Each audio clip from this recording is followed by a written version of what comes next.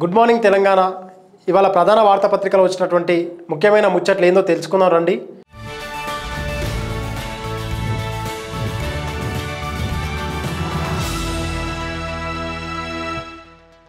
ముందుగా వెలుగు పేపర్తో ప్రారంభిద్దాం. హైదరాబాద్ ఆర్డినెన్స్ చట్టబద్ధత కల్పించేందుకు రాష్ట్ర ప్రభుత్వం రెడీ. ఈ నెల 20న కేబినెట్ భేటీలో నిర్ణయం. ROR 2024 కూడా ఆర్డినెన్స్.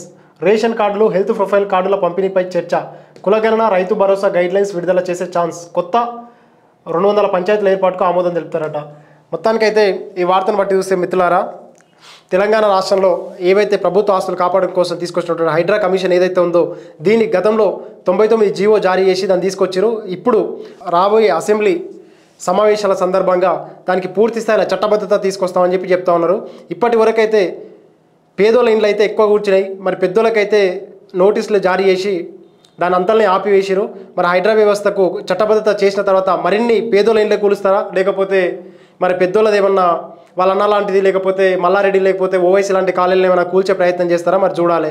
ఇదే వార్తను పూర్తి స్థాయిలో చదివితే పక్కన ఆంధ్రప్రదేశ్ రాష్ట్రానికి చెందినటువంటి ఒక మాజీ మంత్రి, కాంగ్రెస్ పెద్ద లీడరు, ఈయన గారికి ఏమో నా ఇల్లు ఎట్లా కూలగొడతారని చెప్పి ఢిల్లీ పెద్దలతోటి మొరబెట్టుకుంటే అదే రేవంత్ రెడ్డి గారు నీ విల్లా కూలగొట్టినాం కదా, నీ ఇల్లు కూలగొట్టినాం కదా, నీ ఫామ్ హౌస్ కూలగొట్టిన దానికి మేము 30 కోట్ల నష్టపరిహారం ఇస్తామని చెప్పి క్లియర్ కట్గా వార్త రాసుకొచ్చారు. మరి అదే బడా లీడర్, కాంగ్రెస్ బడా లీడర్కి అయితేనేమో 30 కోట్ల నష్టపరిహారం ఇస్తున్నారు. అంతేకాకుండా ఆయనకు మరో ఇల్లు ఉంది, అదే ఫామ్ హౌస్, దాన్ని పక్క పొడితే ఆ ఫామ్ హౌస్ను ముట్టుకోకుండా మొత్తానికైతే పర్మిషన్ తీసుకొచ్చుకున్నారంట. మరి పేదోళ్ళ ఇండ్ల దగ్గరికి ఎందుకు పోతా ఉన్నాయి ఈ బుల్డోజర్లు? అంటే ఆల్రెడీ కేంద్ర మంత్రి ఆయన అధికారం సంపాదించినప్పుడు, అధికారంలో ఉన్నప్పుడు 1000 కోట్లు దండుకొని ఉంటాడు. ఆయనకేమో ఆల్రెడీ మళ్ళీ 30 కోట్ల నష్టపరిహారం ఇస్తారంట. తెలంగాణ పేద ప్రజలు ఎవరైతే ఆ మాబ్నారో లేకపోతే నల్లగొండ నుంచి పాలమూరు బిడ్డలు వచ్చి ఇక్కడ వలస కూలీలు వచ్చి ఇక్కడ చిన్న చిన్న టార్ఫిన్లు వేసుకొని పూరి గుడిసెలు వేసుకుంటే వీళ్ళ పైననేమో నీ ప్రతాపం చూపిస్తాం. ఏమనంటే మళ్ళీ నేను పాలమూరు బిడ్డను, పేదల పక్షపాతిని అని చెప్పి గొప్ప చెప్పుకుంటారు రేవంత్ రెడ్డి గారు. మరి మీ కాంగ్రెస్ లీడర్కి ఏమో ఒక న్యాయము, అదే మా పేద ప్రజలకేమో మరొక న్యాయం. దీనిపైన పూర్తి స్థాయిలో మీరు ఏందనేది క్లియర్ కట్గా గైడ్లైన్స్ రిలీజ్ చేయడమే కాదు, మీరు ఇద్దరి పైన ఒకేలాంటి నిర్ణయం తీసుకొని దాన్ని అమలు చేస్తే తప్ప ఈ గ్రేటర్ హైదరాబాద్లో ఉన్నటువంటి పేద ప్రజలు నీ పైన మరింత కోపం పెంచుకునే అవకాశం ఉంది. కాబట్టి దాన్ని దృష్టిలో పెట్టుకొని ఆ చట్టబద్ధత కల్పించిన తర్వాత ఇద్దరికి ఒకే విధంగా న్యాయం చేసే విధంగా మీరు చర్యలు చేపడతారని చెప్పి విజ్ఞప్తి చేస్తూ ఉన్నారు.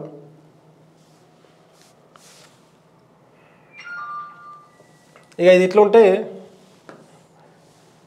దాదాగిరి నడవదు, అల్లర్లకు ఎవరు ప్రేరేపించినా ఊరుకోవద్దు, పోలీసులకు సీఎం రేవంత్ రెడ్డి ఆదేశం. బీఆర్ఎస్ ఎమ్మెల్యేలు పాడి కౌశిక్, అరికెపూడి గాంధీ గొడవపై సీరియస్. ఇక చూడు, ఈయననేమో ఇద్దరు బీఆర్ఎస్ పార్టీకి చెందిన వాళ్ళు అని చెప్పి ఈయన చెప్తాడు ఉంటాడు. ఒకసారి స్టేట్మెంట్ చూడండి మిత్రులారా. అల్లర్లకు ఎవరు ప్రేరేపించినా ఊరుకోవద్దు. మరి ప్రేరేపించింది ఎవరు? మీరే కదా, కాంగ్రెస్ లీడర్లు కదా. మరి ముద్దు నిద్ర పోతా అన్నారా? సోయి లేదా? మరి మీ ఆదేశాలు పోలీసు వాళ్ళకి కాదు రేవంత్ అన్న చేయాల్సింది. మీ ఆదేశాలు కాంగ్రెస్ లీడర్లకు చేయాలి, లేకపోతే మీ పార్టీలో జాయిన్ అయినటువంటి బీఆర్ఎస్ లీడర్లకు, బీఆర్ఎస్ ఎమ్మెల్యేలకు చెప్పాలా. మీరు అక్కడ ఎలాంటి అల్లర్లకు ప్రేరేపించొద్దని చెప్పి మీరేమో పోలీసులకు చెప్తారు, పోలీసులేమో మొద్దు నిద్రలో ఉంటారు. ఇది పూర్తి స్థాయిలో వివరిస్తే చూడండి మిత్రులారా. హైదరాబాద్ బ్రాండ్ ఇమేజ్ను దెబ్బతీస్తే సహించేది లేదు, ప్రభుత్వానికి వస్తున్న ప్రజా ఆదరణ చూసి తట్టుకోలేకపోతున్నాం. వామో ఏడరా నాయన, రైతు రుణమాఫీ అని చెప్పి బ్యాంకుల ముందు వండుకుంటున్నారు, నిరసన కార్యక్రమాలు చేస్తూ ఉన్నారు. మాకు వరద సాయం అందలే అని చెప్పి పెద్ద ఎత్తున రోడ్ల మీదకి వస్తూ ఉన్నారు ఖమ్మం ప్రజలు, మహబూబాబాద్ ప్రజలు. ఎవరికి మాకు 200 యూనిట్ల ఫ్రీ కరెంట్ రావట్లే అని చెప్పి మహిళలు రోడ్ల మీదకి వస్తున్నారు. 2000 ఇస్తానవి ఇవన్నీ ఇవ్వకపోతే మా నిరుద్యోగులకు పూర్తి స్థాయిలో ఇస్తాను ఏమంటారు, సంవత్సరం తిరగకముందు 2 లక్షల నోటిఫికేషన్ ఇస్తాంటివి, అది ఇవ్వకపోతే అని చెప్పి ఏడబడితే అనే ధర్నాలు చేస్తున్నారు. ప్రభుత్వానికి వస్తున్న ప్రజాదరణ ఎక్కడుందన్నా? ఏం తప్పదాయినవా ఏంది? అట్లా చేస్తే ఎంతటి వారినైనా కఠిన చర్యలు తప్పవని హెచ్చరిక. ఫస్ట్ ఆ కఠిన చర్యలు ఏదో కాంగ్రెస్ లీడర్ల పైన తీసుకో, బీఆర్ఎస్ల పైన, లేకపోతే సామాన్య ప్రజానిక పైన కాదు. లా అండ్ ఆర్డర్పై డీజీపీ ఉన్నతాధికారులతో సీఎం ఆరా. ప్లాన్ ప్రకారమే బీఆర్ఎస్ గొడవలు దిగిందన్న ఇంటెలిజెన్స్. మరి ఇంత పెద్ద ఇంటెలిజెన్స్ వ్యవస్థ పెట్టుకొని బీఆర్ఎస్ పార్టీ అంతగానో నానా రచ్చ చేస్తుంటే మరి మీరు ఏం చేస్తూ ఉన్నారు? సరే మీరంటే ఢిల్లీలో ఉండొచ్చు, మరి ఇక్కడ ఉన్నటువంటి పోలీస్ వ్యవస్థ ఏం చేస్తూ ఉంది, లేకపోతే ఇక్కడ ఉన్నటువంటి మిగతా ప్రభుత్వ వ్యవస్థ మొత్తం ఏం చేస్తున్నట్టు? అంటే మీరు ప్రధానంగా హైదరాబాద్ బ్రాండ్ ఇమేజ్ ఏదైతే ఉందో బ్రాండ్ ఇమేజ్ దెబ్బతీయడంలో ప్రధానంగా భూమిక పోషిస్తున్నది ఖచ్చితంగా కాంగ్రెస్ పార్టీ అని చెప్పి సందర్భంగా మీరు గుర్తుపెట్టుకోండి. మీ వల్లనే హైదరాబాద్ బ్రాండ్ ఇమేజ్ తగ్గుతూ ఉంది. గత 10 సంవత్సరాల్లో ఏ రోజు కూడా ఇంత పెద్ద ఎత్తున అల్లరి ముక్కలు ఏమంటారు 2 మతాలపైన విద్వేషం ఎప్పుడు చిమ్ముకోలేదు, 2 వర్గాలపైన ఎప్పుడు కూడా విద్వేషం చించుకోలేదు, 2 పార్టీల మధ్య ఇంత పెద్ద ఎత్తున ఎప్పుడు కూడా గొడవలు కాలే. అయితే గీతే మన ధర్నా పాయింట్ తీసేసినప్పుడు లేకపోతే ఆ ప్రగతి భవన్ ముట్టడి చేసినప్పుడు చిన్న చిన్న అల్లర్లు చేస్తే చేయొచ్చు, అంతే తప్ప ఇంత పెద్ద ఎత్తున ఒకే పార్టీలో అంటే ఈ పార్టీ లీడర్లది పార్టీ పంచాయతీ పెద్ద ఎత్తున హైదరాబాద్ బ్రాండ్ ఇమేజ్ తగ్గించే విధంగా మీ పార్టీ చేస్తూ ఉందన్న. ఆ వివరాలను సీఎం దృష్టికి తెచ్చిన ఉన్నతాధికారులు తీసుకొస్తే దాని మీ పైన ఎట్లాంటి చర్యలు తీసుకోరు, అది అందరికీ తెలిసిన విషయమే. ఇక్కడ మరొక వార్త చూస్తే మిత్రులారా, టైగర్ కౌశిక్ బాయ్ పార్టీ ఎమ్మెల్యే కౌశిక్ రెడ్డిని మెచ్చుకున్న కేటీఆర్, ఇంటికెళ్ళి ఆత్మీయ ఆలింగనం, సీఎం రేవంత్ డైవర్షన్ పాలిటిక్స్ చేస్తున్నారని ఫైర్. మొత్తానికైతే ఈ వార్తను బట్టి చూస్తే వెలుగు పేపర్ అయినందుకు మరి టైగర్ కౌశిక్ బాయ్ అని చెప్పి వేసినట్టుంది. 15 రోజుల తర్వాత కేటీఆర్ గారు ఇండియా వచ్చిన తర్వాత ఏదైతే నిన్న మన బీఆర్ఎస్ వర్సెస్ కాంగ్రెస్ లేకపోతే బీఆర్ఎస్ ఇంటర్నల్ పాలిటిక్స్ మధ్యలో మన కౌశిక్ రెడ్డి గారు ప్రెస్ మీట్ పెట్టి మాట్లాడిన మాటలు మొత్తం దీన్ని బట్టి చూస్తే మిత్రులారా, కౌశిక్ రెడ్డి మొదట ఏం చెప్పిందంటే అరకెపూడి గాంధీ బీఆర్ఎస్ పార్టీ లేకపోతే కాంగ్రెస్ పార్టీ, నువ్వు నిజంగా బీఆర్ఎస్ పార్టీ అయితే నేను మీ ఇంటికి వచ్చి కన్ను కప్పి మీ ఇంటిపైన జెండా వేసి అటు నుంచి అట్టే తెలంగాణ భవన్కి వెళ్ళి ప్రెస్ మీట్ పెడదామన్నారు. నిజంగా ఈ మాటలను స్వాగతించాలి. ఎందుకంటే నువ్వు ఏ పార్టీలో ఉన్నావు, నీకు పిఎస్సీ చైర్మన్ వచ్చింది, నీకు బీఆర్ఎస్ పార్టీలో ఉన్నందుకు అంటే బీఆర్ఎస్ పార్టీ తరపు నుంచి పిఎస్సీ చైర్మన్ వచ్చినట్ట లేకపోతే కాంగ్రెస్ పార్టీలో చేరినందుకు పిఎస్ చైర్మన్ వచ్చినట్ట అని చెప్పి మనకైతే ఈయన క్వశ్చన్ చేయడం జరిగింది. నిజంగా ఈ వాస్తవానికి అరకెపూడి గాంధీ నిజంగా రోషం ఉంటే నిజంగా నువ్వు ఏ పార్టీలో ఉన్నావు అనేది చెప్పాలి. నిజంగా నువ్వు బీఆర్ఎస్ పార్టీలో ఉంటే అవును నేను బీఆర్ఎస్ పార్టీలో ఉన్నా, వస్తే కండువా కప్పితే కండువా కప్పుకుంటా, మా ఇంటిపైన జెండా ఎగిరే, ఎందుకంటే నన్ను 3 సార్లు ఎమ్మెల్యేని చేసినావు కాబట్టి ఎగిరేస్తే తప్పేముందని చెప్పి చెప్పొచ్చు, అట్నుంచి అటెంకా తెలంగాణ భవన్కి వెళ్దామని చెప్పి అన్నారు. తప్పేముంది ఇందులో? ఈ మాటల్ని డైవర్షన్ పాలిటిక్స్ చేస్తున్నది ఎవరు? కాంగ్రెస్ పార్టీ లేకపోతే బీఆర్ఎస్ పార్టీ? దీని ఒకసారి పూర్తి స్థాయిలో మీరు అందరూ ఆలోచన చేయాలి.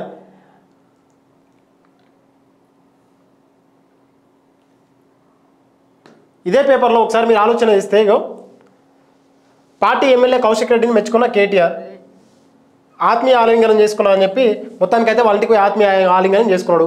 అవును, వాళ్ళ ఇంటికాడ మొత్తం ఒక సొంత పార్టీ ఎమ్మెల్యేనే 200 మంది అనుచరులను వేసుకొని వచ్చి వాళ్ళ ఇంటికన్నటువంటి గేటును కూలగొట్టడం, కార్ల అద్దాలు కూలగొట్టడం, పూలకుండీలు విలువైన సామాగ్రి మొత్తం కూలగొడతా ఉంటే ఈ పోలీసు వాళ్ళంతా ఏం చేస్తూ ఉన్నారు? మొద్దు నిద్రపోతున్నారా లేకపోతే ఏమైనా ప్రభుత్వ పెద్దల నుంచి ఆదేశాలు ఉంటే ఆదేశాలను పాటిస్తే ఏమైనా సైలెంట్గా ఉన్నారా?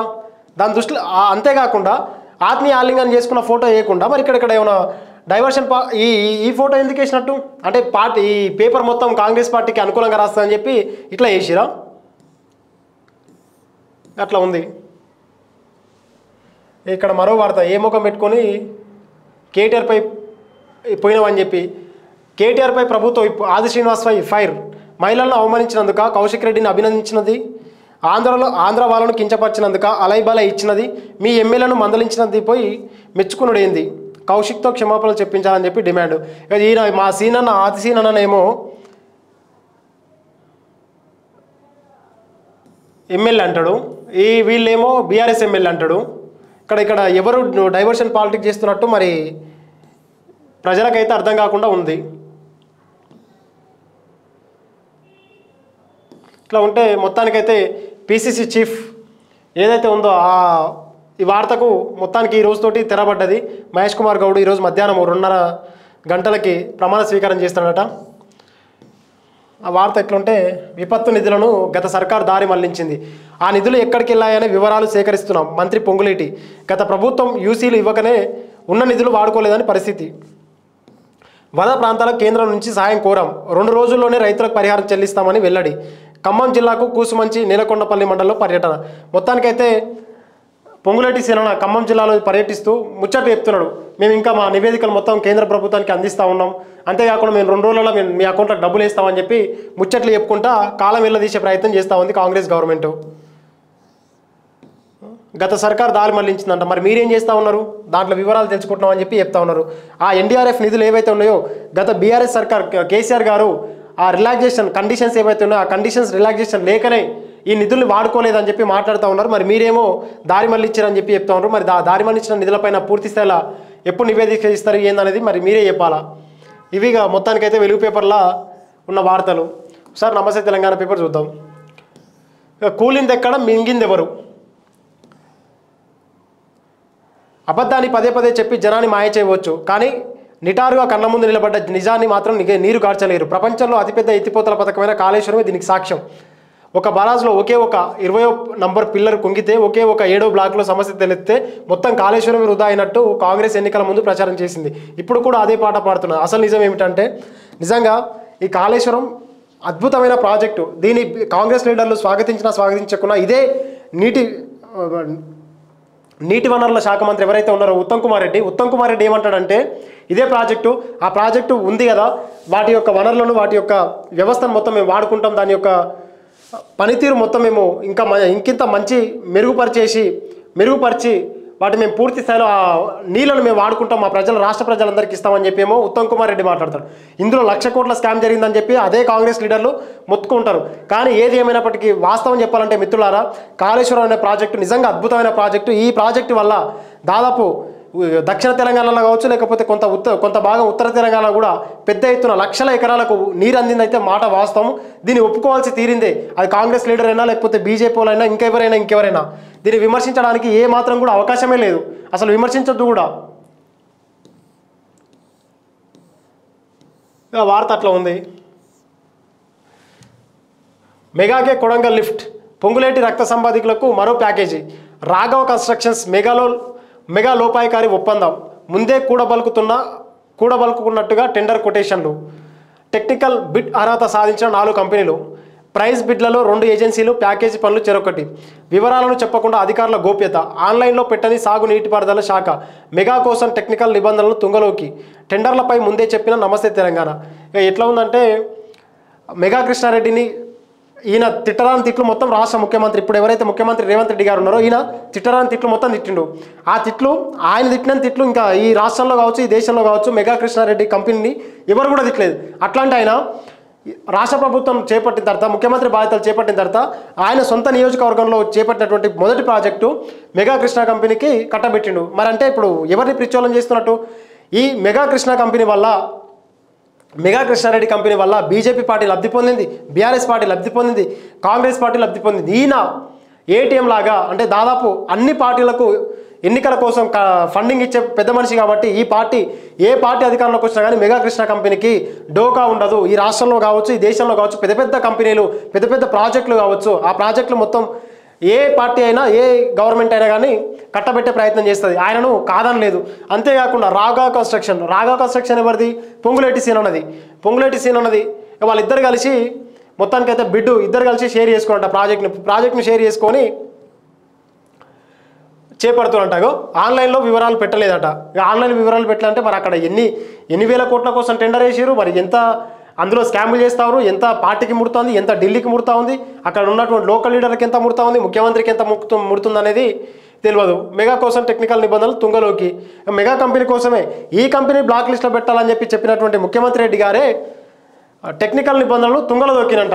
అంటే మరి ఆయనకు అక్కడ ఎంత పెద్ద లబ్ధి జరుగుతుందో మనం అర్థం చేసుకోవాలి ఒకసారి. ఇక అట్లా ఉంటే బ్లాక్ లిస్ట్ చేయకుండా పనుల సుంకిశాల ప్రమాదానికి కారణమైన మెగాకు కాంట్రాక్ట్ ఎలా ఇచ్చారు? మరి మీరే ఇచ్చిరన్న, మీరే కదా. ఇంతకుముందు గతంలో మెగా కృష్ణారెడ్డికి రాష్ట్రంలో ఉన్నటువంటి 90% ప్రాజెక్టులు మొత్తం మెగా కృష్ణారెడ్డి కదా కట్టింది. మీ ప్రభుత్వం 10 సంవత్సరాల సంది ప్రాజెక్టులు మొత్తం ఆయనకే కదా ఇచ్చింది. ఆ సంస్థ నుంచి ఏం ఆశించి పనులు ఇస్తున్నావు? నువ్వేం ఆశించినావు, గాయన అదే ఆశిస్తున్నాడు. నీకెట్లా పార్టీకి ఫండ్ వచ్చిందో గాయన గుట్ల గట్లే ఫండ్ వచ్చింది ఎన్నికల బాండ్ వల్ల. నీతోటి ఆయనతోటి లెక్కేం కాదు, ఇద్దరితో ఒకటే లెక్క. మెగా నువ్వు ఈస్ట్ ఇండియా కంపెనీ అనలేదా అన్నాడు. దొంగ అని ఆయన్ని అన్నాడు. కానీ ఇవాళ ఆయన అవసరం పడ్డది కాబట్టి ఆయనతోటి పనులు చేయించుకుంటా ఉన్నాడు. పాలమూరు ప్రాజెక్టును పూర్తి చేస్తావా లేదా? చేస్తాను, లేకపోతే లేదు. చేయకపోతే రేపొద్దున ఓట్లు పడవు. పేదల కడుపు కొట్టే నువ్వు పాలమూరు బిడ్డవా? నిజంగానే పాలమూరు నుంచి వచ్చినటువంటి హైదరాబాద్లో ఎంతోమంది ఆ గుడిసెలు, చిన్న ఇండ్లు కూలగొట్టినటువంటి దాంట్లో పాలమూరు బిడ్డలు కూడా ఉన్నారు. వారి ఇండ్లు కూడా కూలగొట్టిండు. పేదల ఇల్లు కూల్చినందుకు క్షమాపణ చెప్పాలి. క్షమాపణ చెప్తే మా పేద ప్రజలకు ఏమొస్తుంది? సారీ అని చెప్పడం వల్ల ఏమైనా పేద ప్రజలకు ఒరిగేది ఉందా? ఏం లేదు. వాళ్ళకేమైనా ఆల్టర్నేటివ్ సోర్స్ చూపెట్టడం వల్ల ఏమైనా అవకాశం ఉంటుంది. ఆ డబుల్ బెడ్రూమ్ ఇండ్లో, లేకపోతే రాజీవ్ గృహకల్ప కింద ఇండ్లు మంజూరు చేయడం వల్ల ఏమైనా కొంచెం ప్రయోజనం పొందుతారు తప్ప వాళ్ళు ఆల్రెడీ ఉన్న ఇల్లు మొత్తం కూలిపోయినారు. కూలిపోయిన తర్వాత వాళ్ళకి క్షమాపణ చెప్తే వాళ్ళకి వచ్చే ఉపయోగం ఏముంది? ఇది ఇట్లా ఉంది. ఇక ఇక్కడ మరో వార్త చూస్తే, అమరుడి భార్యకు అష్ట కష్టాలు, లైబ్రేరియన్గా పదోన్నతి కల్పించని సర్కార్, కానిస్టేబుల్ కిష్టయ్య భార్యపై కఠిన వైఖరి, ఆఫీసుల చుట్టూ తిరిగిన దక్కని న్యాయం, కేసీఆర్ సర్కారులోనే కుటుంబానికి ఆసరా, కుటుంబానికి ఇంటి స్థలం కేటాయింపు, కూతురి చదువుల ఖర్చు భరిస్తున్న బీఆర్ఎస్. మొత్తానికైతే కానిస్టేబుల్ కిష్టన్న ఈయన తెలంగాణ ఉద్యమంలో చనిపోయినాడు కదా. చనిపోయిన తర్వాత ఆయన భార్యకి లైబ్రరీ పోస్ట్గా గతంలోనే ఇచ్చిండ్రు. బీఆర్ఎస్ సర్కార్ ఇచ్చింది. ప్లస్ వాళ్ళకు ఒక ఎంత 500 గజాల వరకు భూమి ఏమంటారు స్థలం కూడా కేటాయించారు. అక్కడ డబుల్ బెడ్రూమ్ ఇల్లు కట్టిస్తామని చెప్పి కూడా హామీ ఇచ్చినట్టుంది. మరి హామీ నెరవేర్చలేదు. కానీ వాళ్ళ పాపకైతే మొత్తం బీఆర్ఎస్ పార్టీ ఖర్చులు భరిస్తుందంట. మరి తెలంగాణ ఉద్యమకారులకు మొత్తం పెద్ద ఎత్తున నష్టం జరిగింది, వాళ్ళకు కేసీఆర్ మొత్తం అన్యాయం చేసిండని చెప్పి గగ్గోలు పెట్టినటువంటి కాంగ్రెస్ పార్టీ 9 నెలలు అయినా కానీ ఎవరు అసలు ఉద్యమకారులు ఎవరు అని చెప్పి గుర్తించే పని కూడా చేపట్టలేదు. అసలు దానిపైన ఒక కమిటీ చేయలేదు, ఒక కమిషన్ ఏర్పాటు చేయలేదు, ఆ తెలంగాణ మేధావులతోటి చర్చ పెట్టలేదు. ఎవరు అసలు తెలంగాణ కోసం ఆత్మహత్య చేసుకున్నారు, ఎవరు జీవితాలు మొత్తం సర్వనాశనం చేసుకున్నారని చెప్పి ఒక పూర్తి స్థాయిలో ఒక నివేదిక కూడా ఇప్పటి వరకు ప్రిపేర్ చేయలేదంటే మరి తెలంగాణ రాష్ట్ర సర్కారుకు అమరవీరుల కుటుంబాలపైన ఎంత చిత్తశుద్ధి ఉందో ఒకసారి ఈ వార్తను బట్టి చూస్తే అర్థమవుతుంది మిత్రులారా. ఏదేమైనా కానీ కాంగ్రెస్ పార్టీ ఈ అమరవీర కుటుంబాలను అడ్డం పెట్టుకొని కాంగ్రెస్ పార్టీ అధికారంలోకి వచ్చింది కాబట్టి వెంటనే తక్షణమే మీకు చిత్తశుద్ధి ఉంటే ఈ కానిస్టేబుల్ కిష్టయ్య గారి భార్యకు ఖచ్చితంగా ఆ లైబ్రరీగా ప్రమోషన్ కల్పించాలి. అంతేకాకుండా వాళ్ళకి కావాల్సినటువంటి వాళ్ళ పాప చదువులకు కావచ్చు, లేకపోతే అక్కడ డబుల్ బెడ్రూమ్ ఇల్లు ఏది ఇస్తారో దాన్ని దృష్టిలో పెట్టుకొని ఖచ్చితంగా వాళ్ళని కల్పించినట్టయితే ఏమన్నా కొంత న్యాయం జరిగే అవకాశం ఉంటుంది. ఈమెకే కాదు, మిగతా రాష్ట్ర వ్యాప్తంగా 33 జిల్లాలో ఉన్నటువంటి ఉద్యమకారులు ఎవరున్నారు, ఉద్యమకారుల యొక్క కుటుంబాల వారి యొక్క ఆర్థిక స్థితిగతి ఏంది, వారి రాజకీయ స్థితిగతి ఏంది, అన్నింటినీ కూలంకషంగా తెలుసుకొని వారికి తగినటువంటి పరిష్కారం చూపించి తగినటువంటి అవకాశాలు కల్పించినట్టయితే ఏమైనా ప్రభుత్వాన్ని స్వాగతించే అవకాశం ఉంది.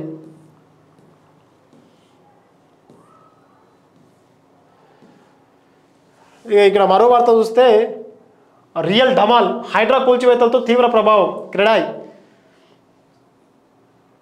ఇల్లు కొనాలంటే కొనుగోలుదారులు భయం, ప్రభావం వాస్తవమేనన్న హైడ్రా కమిషనర్. అక్టోబర్లో హైడ్రాపై ఆర్డినెన్స్. మొత్తానికైతే ఈ హైడ్రా వ్యవస్థ గతంలో పేపర్లో చూసినాం కదా, మొత్తానికైతే పూర్తి స్థాయిలో చట్టబద్ధత తీసుకొచ్చి దానికి ఇంకా ఆఫీసర్లను అటాచ్మెంట్ చేస్తారంట, పోలీస్ బృందాన్ని కూడా అటాచ్మెంట్ చేసి దానికి పూర్తి స్థాయిలో చట్టబద్ధత తీసుకొస్తామని చెప్పి చెప్తా ఉన్నారు. కొన్ని యూట్యూబ్ ఛానళ్ళు ఇష్టారాజ్యంగా ప్రచారం చేస్తున్నాయి. దీనివల్ల కొనుగోలుదారులు భయపడుతున్నారు. ఎందుకు భయపడుతున్నారు? అక్కడ ఉన్నటువంటి పూర్తి స్థాయిలో ఎఫ్టీఎల్ జోన్ ఎంత, బఫర్ జోన్ ఎంత అనేది పూర్తి స్థాయిలో రాష్ట్ర ప్రభుత్వం దానికి మెజర్మెంట్స్ గీసినట్టయితే ఖచ్చితంగా మరి దానికి దూరంగా ఎంత అనేది తీసుకునే అవకాశం ఉంటుంది. మీరు మెజర్మెంట్స్ క్రియేట్ చేయకుండా 2014లో హైకోర్టు మొట్టికాయలు వేసినా కానీ బీఆర్ఎస్ గవర్నమెంట్కి వాళ్ళు చేయలేదు. మరి కనీసం మీరన్నా చేసి పెడితే ఎక్కడ భూములు కొనాలి, ఎక్కడ ప్లాట్లు కొనాలి అనేది వాళ్ళకి అర్థమవుతుంది, వాళ్ళకి క్లారిటీ ఉంటుంది. ఆ తర్వాత కొనాలా వద్దనే వాళ్ళు డిసైడ్ చేసుకుంటారు. మీరు పూర్తి స్థాయిలో మీరు చేయాల్సిన బాధ్యత పూర్తి స్థాయిలో నిర్వర్తించకుండా ప్రజల్ని తప్పుపడితే ఎట్లా సారు?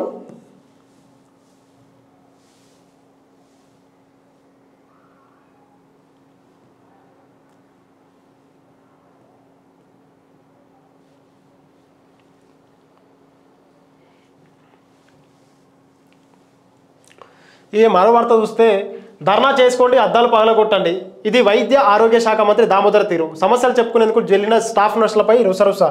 ఇక ఈ దామోదర్ ఏంది రాజనర్స్ అన్న, ఏమైంది? వాళ్ళు పాపం నీ మంత్రిత్వ శాఖకు చెందినటువంటి స్టాఫ్ నీ దగ్గరకు వచ్చి మా కష్టాలు ఇవి, మా ఇబ్బందులు ఇవి, మా సమస్యలు ఇవి అని చెప్పి చెప్పుకోవడానికి వస్తే, సరే ఏదైనా భవిష్యత్తులో మేము చేస్తాం, లేకపోతే మా సర్కార్ ఆలోచన చేస్తూ ఉంది, ఇంత సమయం ఇవ్వండి, ఈలోపు మేము సమస్యకు పరిష్కారం చూపిస్తామని చెప్పకుండా మీరు వారిపైన రుసరుసలాడితే వారు ఇంకా సమస్య ఎవరికో చెప్పుకోవాలి. ముఖ్యమంత్రి ఏమో ఆ ఢిల్లీ పర్యటన చేయడానికినే ఆయనకు సమయం సరిపోతలేదు. మరి మీ దగ్గరికి ఏమంటారు సంబంధిత మంత్రిత్వ శాఖ దగ్గరికి వస్తే మీరు రుసరుసలాడితే వారి సమస్య ఎవరికి చెప్పుకోవాలా? మరి ఇది ప్రజాప్రభుత్వం, ఇది ప్రజాపాలన అని చెప్పి గొప్పగా తాటికే అంత అక్షరాలతోటి మిగతా పేపర్లతో రాస్తూ ఉంటారు. మరి వారి సమస్యలు ఎవరు చెప్పుకోవాలో మీరు కూడా చెప్పాలి కదా.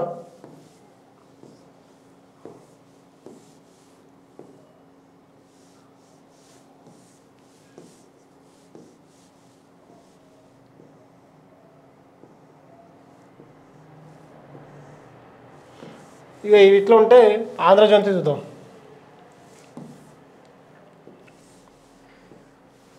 ఎఫ్టీఎల్ నీల్, చెరువుల ఎఫ్టీఎల్ బఫర్ జోన్ల నిర్ధారణలో మహాజాప్యం. ఇక ఇందాక చదివినట్టుగో మొత్తం హైదరాబాద్ జిల్లాలో హెచ్ఎండిఏ పరిధిలో 3,500 పైగా చెరువులు ఉంటే తుది నోటిఫికేషన్ ప్రకటించింది 230కి మాత్రమే.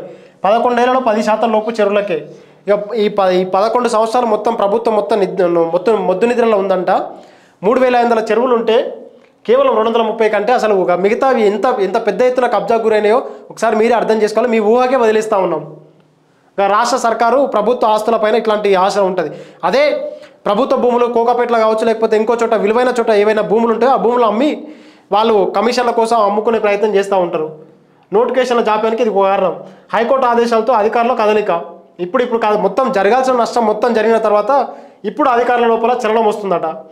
ఆందోళనలో నిర్మాణదారులు స్పష్టత కోరుకుండా కొనుగోలుదారులు కోరుకోవాలి కదా. ఏసీబీ విజిలెన్స్ తరహాలోనే హైడ్రా, అవి కూడా ప్రభుత్వ ఉత్తర్వులతో ఏర్పాటైనవే. ఇక హైడ్రా వ్యవస్థ, ఎఫ్టీఎల్ వ్యవస్థ ఇట్లా ఉంది. ఇది ఇట్లా ఉంటే ఇక చూడు మా రేవంత్ గుంపు మేస్త్రి గారు మొత్తానికైతే ముస్లింల ఫంక్షన్కి అటెండ్ అయ్యారు. ముస్లిం ఫంక్షన్లకు అటెండ్ అవ్వడం మేము తప్పు పట్టట్లే, కానీ నెల ఆస్తి పన్ను గతంలో 3 నెలలకోసారి 6 నెలలకోసారి ఎవరైతే కడుతున్నారో దాన్ని నెల ఇన్కమ్ ట్యాక్స్ వసూలు చేస్తారట. ఇక దీన్ని మొత్తం పక్కన పెడితే ఒకసారికి చూడు, ఓవైసీ కాంగ్రెస్కి వ్యతిరేకంగా మాట్లాడినా శత్రువుగా చూడలేదు ముఖ్యమంత్రి రేవంత్. ఇక ఈయన ఎట్లా ఉంటుందంటే, ఆయన కాంగ్రెస్ పార్టీకి అగెనిస్ట్గా మాట్లాడినా కానీ మేము ఆయన శత్రువుగా చూడమంటే ఇంకా ఇప్పుడు మరి ఆ సల్కంచేరులో ఉన్నటువంటి ఫాతిమా కాలేజీగా మనకు అర్థమైనట్టే కదా. ఒక్కసారి ఈ స్టేట్మెంట్ని బట్టి చూస్తే ఆ వర్గానికి మీరు భయపడుతున్నట్ట, లేకపోతే ఆ పార్టీతోటి మీకు ఉన్నట్టు పార్టీకి భయపడుతున్నారా, లేకపోతే మన హైదరాబాద్లో అల్లరి మూకలు పెరిగే అవకాశం ఉందని చెప్పి వాళ్ళు ఎవరైనా రెచ్చగొడితే వాళ్ళు వచ్చి ప్రభుత్వం పైన లేకపోతే ఇతర ప్రభుత్వ ఆస్తులను ధ్వంసం చేస్తే అవకాశం ఉందని చెప్పి అందుకు భయపడుతురా? ఎందుకు రేవంత్ అన్న? ప్రతి ఒక్కరిపైన అదే న్యాయం చూపెట్టాలి కదా. స్వయాన ఒక రాష్ట్ర ముఖ్యమంత్రి ఒక వర్గానికి భయపడుతున్నాడు, లేకపోతే ఒక లీడర్కి భయపడుతున్నాడు, ఒక చిన్న పార్టీకి భయపడుతున్నాడు అంటే మరి తెలంగాణ ప్రజలు ఏం అర్థం చేసుకోవాలి ఈ స్టేట్మెంట్లను బట్టి? ఇక సల్కంచేరులో ఉన్నటువంటి ఫాతిమా కాలేజు ఇక సేఫ్ జోన్, ఈ స్టేట్మెంట్ని బట్టి చూస్తే అర్థమవుతా ఉంది. మా పేద ప్రజలమైతేనేమో నోటీసులు లేకుండా గంట లోపల నీలమట్టం చేసి అసలు ఆడ ఏముండే అని ఆలోచించకుండా చేసి పెడతారు. సల్కంచేరుకు మాత్రం డైపర్లు తడుస్తూ ఉన్నాయి రేవంత్ రెడ్డి గారికి. ఇంకా అది అట్లా ఉంది. ఇక్కడ మరో వార్త చూస్తే 320 ఎంబీబీఎస్ సీట్లకు ఎసరు. ఈ ఏడాది తెలంగాణ విద్యార్థులకు చేజారిన వైనం. కౌన్సిలింగ్కు మొదలయ్యాక మల్లారెడ్డి కాలేజీలకు డీమ్డ్ హోదా రావడంతో ఇప్పుడు ఆ హోదాలో ఎలా ఇస్తారంటూ యూజీసీ సర్కార్ ఫైర్. మొత్తానికైతే మల్లారెడ్డి కాలేజ్ ఏదైతే ఉందో మనం మాట్లాడుకున్నట్టు మొన్న డీమ్డ్ కాలేజ్, గతంలో ఏమంటారు ప్రైవేట్ కాలేజ్ ఉన్నది, అది డీమ్డ్ కాలేజ్గా చేస్తే కంప్లీట్ ఆటోనామస్ కాలేజీగా తయారవుతుంది. ఆటోనామస్ కాలేజీగా తయారైనప్పుడు కంప్లీట్గా వాళ్ళు సొంతంగానే ఫీజులు నిర్ణయించుకోవచ్చు, లేకపోతే వాళ్ళకి ఇష్టారాజ్యం మార్కులు వాళ్ళే ఇస్తారు, ల్యాబ్ టెస్టులు వాళ్ళే పెడతారు. ఇక మిగతా కాలేజీలతో ప్రభుత్వ కాలేజీలతో సంబంధం లేకుండా వీలే చేసుకునే అవకాశం ఉంది. ఫీజులు ఎన్నైనా పెట్టుకోవచ్చు. 2 లక్షల ఫీజు 5 లక్షలు పెట్టుకోవచ్చు, 5 లక్షల ఫీజు 10 లక్షల అసలు గవర్నమెంట్ అడగడానికి అవకాశం కూడా లేకుండా చేస్తూ ఉందంట. మరి మిడిల్లో ఆల్రెడీ వాళ్ళ సీట్లు వచ్చిన పిల్లలు వాళ్ళ పరిస్థితి ఏంది? పేద ప్రజలకు వచ్చి ఉంటాయి. ఇప్పుడు పేద ప్రజలకు కాలేజీలో సీట్ వచ్చిన తర్వాత, సీట్ అలాట్మెంట్ అయిన తర్వాత ఇవాళ ఆ కాలేజ్ డీమ్డ్ కాలేజ్గా ప్రకటిస్తే వాడు ఎక్కడ పోవాలి? ఇప్పటికే ఆల్రెడీ కౌన్సిలింగ్లు అన్నీ అయిపోయినాయి. అంటే వాడు సంవత్సరాలు ఆశ కావాలా, లేకపోతే వాని ఆశలపైన వాని కళ్ళపైన ఆశలు చల్లుకోవాలా, నీళ్ళు చల్లుకోవాలా? ఒకసారి మీరు కూడా ఆలోచన చేయాలి కదా.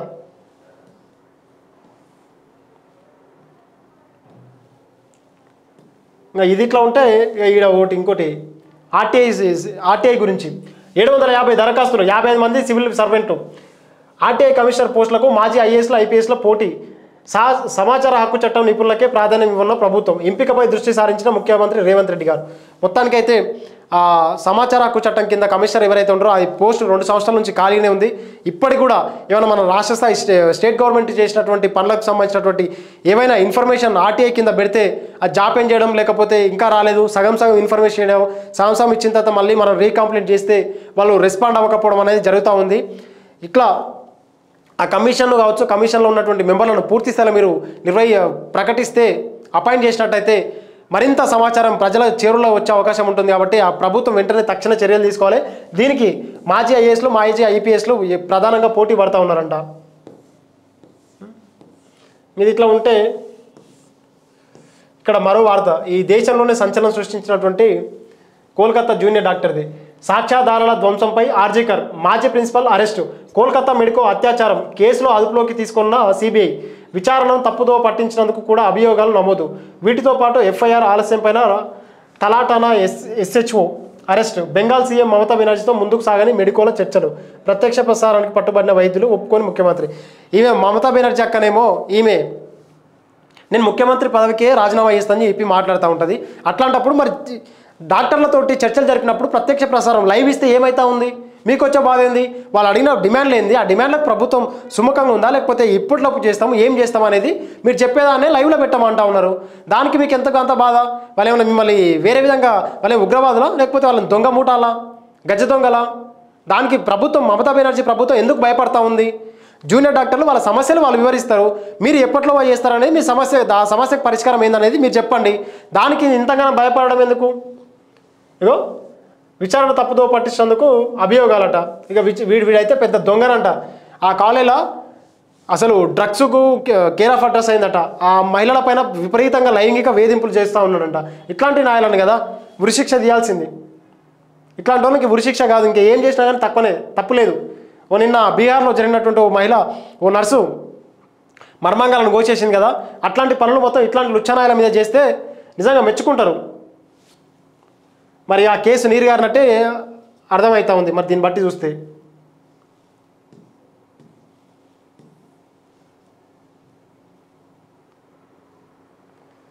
ఇది ఇట్లా ఉంటే మరొకటి, అంతిమ గడియలో కాశ్మీర్ ఉగ్రవాదం. వారసత్వ రాజకీయాలు సుందర కాశ్మీర్ను దెబ్బతీశాయి.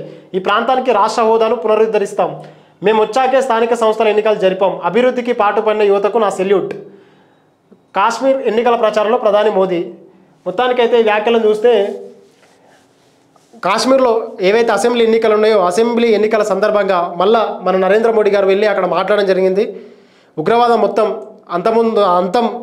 అంతమొందించే దశలోనే కాశ్మీర్లో ఉంది. అంతేకాకుండా ఇక్కడ ఎవరైతే యువత ఉందో ఆ యువత మొత్తం మాకు పెద్ద ఎత్తున సహకరిస్తూ ఉంది కాబట్టి డెవలప్మెంట్ చేయడం కోసము వాళ్ళందరికీ నా సెల్యూట్ అని చెప్పి మళ్ళీ కొత్త ఏషం వేసినట్ట లేకపోతే మరి ఏందనేది అక్కడ ఉన్నటువంటి వాళ్ళేమో మాకు రాష్ట్ర హోదా కల్పించండి, రాష్ట్ర హోదా కల్పిస్తే మాకేమన్నా డెవలప్మెంట్ ఎక్కువ స్థాయిలో జరిగే అవకాశం ఉంది, మాకున్నటువంటి లోకల్ లీడర్లు కావచ్చు లేకపోతే చీఫ్ మినిస్టర్లు వీళ్ళు ఎవరైతే ఉన్నారో వీళ్ళు కంప్లీట్గా మా కోసం పనిచేసే అవకాశం ఉంది కాబట్టి మీరు ఆ యూటీ ఏదైతే యూనియన్ టెరిటరీ ఉందో ఆ కేంద్రపాలిత ప్రాంతం నుంచి పూర్తి స్థాయిలో రాష్ట్ర హోదా కల్పించండి అని చెప్పి వాళ్ళు వేడుకుంటే ఈయన పోయేమో ఉపన్యాసాలు ఇస్తూ ఉన్నాడు. మరి ఆ రాష్ట్ర హోదా పైన పూర్తి స్థాయిలో ఎట్లాంటి ప్రకటన కూడా లేదు. ఇక ఇది ఇట్లా ఉంటే ఇంకా మరొకటి, చైనా కంపెనీలో సెబీ చీఫ్ పెట్టుబడులు. ఆ దేశంతో ఘర్షణ నెలకొన్న వేళ మాధవి బుచ్ ఆర్థిక లావాదేవీలు. లిస్టెడ్ సెక్యూరిటీలో 36.9 కోట్లు. సెబీ నియమాలకి ఇది విరుద్ధం. అగోరా అడ్వైజరీ కంపెనీలో ఆమె ఇప్పటికే ఆమెకు 99% వాటా. కాంగ్రెస్ సంచలన ఆరోపణలు. మరి ఈ కేంద్ర ప్రభుత్వం సిబిఐ ఎంక్వైరీ చేసి ఇట్లాంటి వాళ్ళపైన కదా విచారణ చేయాల్సింది. ఆమె చైనా కంపెనీ లిస్టెడ్ కంపెనీలో మొత్తం ఇన్ని కోట్ల ఖర్చు, ఇంట్లో ఇన్ని కోట్లు పెట్టింది. ఆమె ఉన్నదే మళ్ళీ సెబీ చీఫ్గా ఉంటే అసలు స్టాక్ ఎక్స్చేంజ్ మార్కెట్ను ఒక విధంగా పెంచాలంటే పెంచవచ్చు, తగ్గించాలన్నా తగ్గించవచ్చు. అంటే పెద్ద ఎత్తున డిసిషన్ అనేది వాళ్ళ చేతిలో ఉంటుంది కాబట్టి, ఆ బాడీ లోపల చేతిలో ఉంటుంది కాబట్టి మరి అట్లాంటి వాళ్ళు ఇట్లాంటి పెద్ద పెద్ద తప్పులు చేస్తే మరి కేంద్ర ప్రభుత్వం ఏం చేస్తున్నట్టు?